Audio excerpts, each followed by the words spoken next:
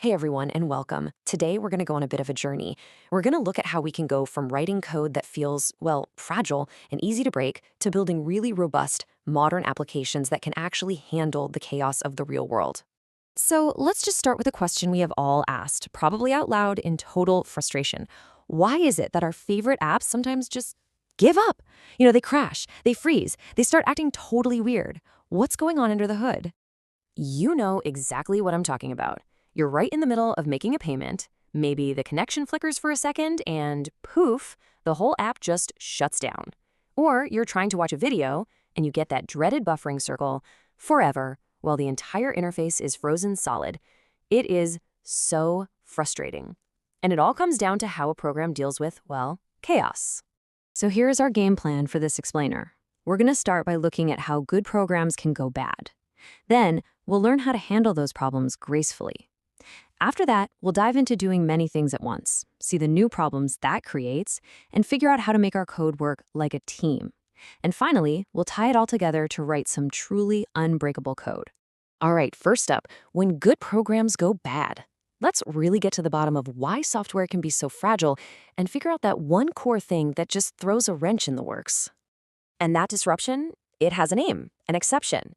Now, in Java, an exception isn't just some boring error message. Think of it more like a powerful object, like a formal report about an error. When something goes sideways, Java creates this object and literally throws it. And if our code isn't ready to catch it, the whole program just comes to a screeching halt. I mean, just look at this. It looks so simple, right? But asking a computer to divide by zero, that's just an impossible request. So what does it do? It throws an arithmetic exception. And if nobody's there to handle that exception, this one single line of code is enough to bring your entire application crashing down. Chaos wins. Okay, so how do we fight back against all this chaos? That brings us to section 2. Let's see how we can handle life's little exceptions using Java's really powerful toolkit for managing these errors with a bit of grace. This visual just lays out the whole process perfectly. First, a problem happens. Simple enough. Second, Java creates that special exception object to describe what went wrong. Third, it throws that exception up in the air. And finally, and this is the most important part, our code steps in to catch it and handle it. Order is restored. And this right here, this is the magic in action. On the left, you've got the code that crashes. Total disaster. On the right, we've wrapped that exact same dangerous code inside a try block. It's like we're telling Java, hey, try to do this. But listen, if an exception happens, don't freak out. Just jump over to this catch block and run that code instead. No crash, just control. Now, it turns out not all exceptions are created equal. Java basically sorts them into two main buckets. You've got checked exceptions, like an IO exception if a file is missing.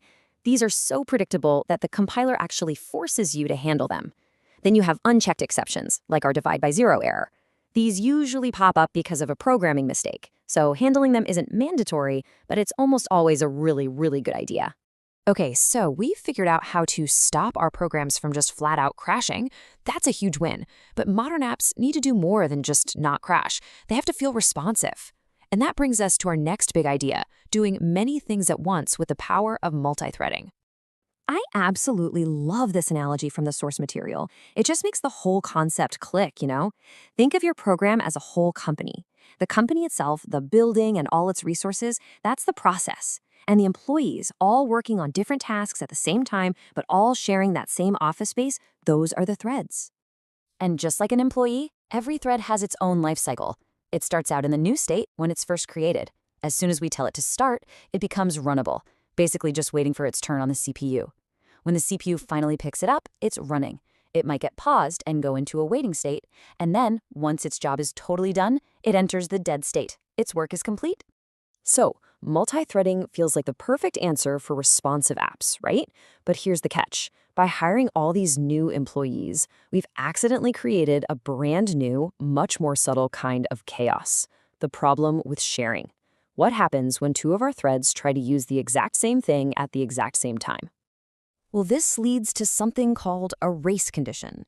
And it's a really nasty kind of bug where the final result of your program depends entirely on the random, unpredictable timing of which thread gets to the shared data first. It's just like two people trying to update the same bank balance at the exact same millisecond. The final number could be completely wrong. And you want to know the scariest part? This kind of bug can hide in code that looks totally innocent.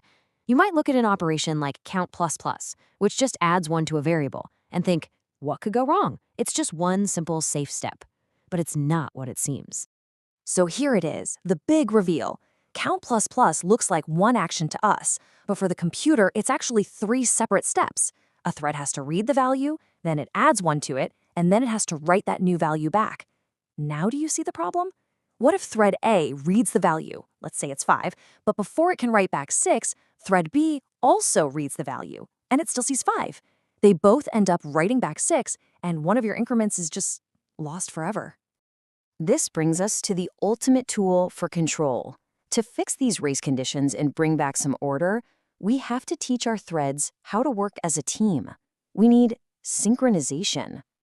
And this visual shows the solution so elegantly. See, every single object in Java has a secret hidden monitor lock. When we mark a method as synchronized, it means a thread has to get that lock before it's allowed to enter. So as you can see, while thread 2 has the lock, threads 1 and 3 are stuck waiting outside. This makes sure that only one thread can get into that critical piece of code at a time. But just stopping threads from crashing into each other is only half the story.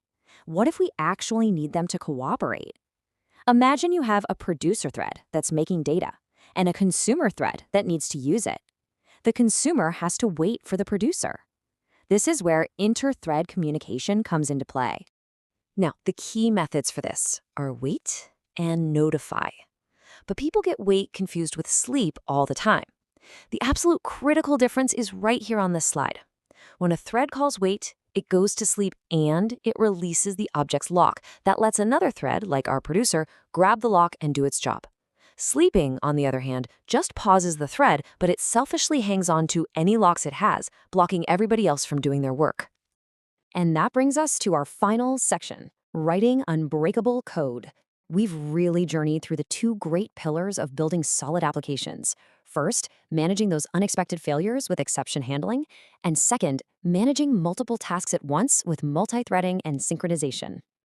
So if you only take away a few things from this whole explainer, let it be these 3.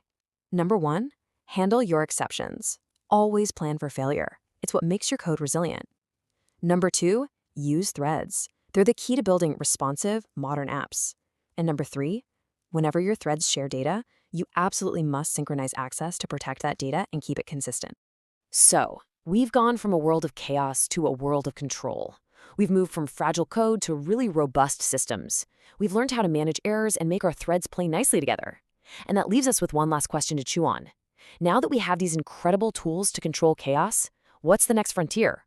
What's next in writing even more intelligent, more efficient, and more concurrent applications?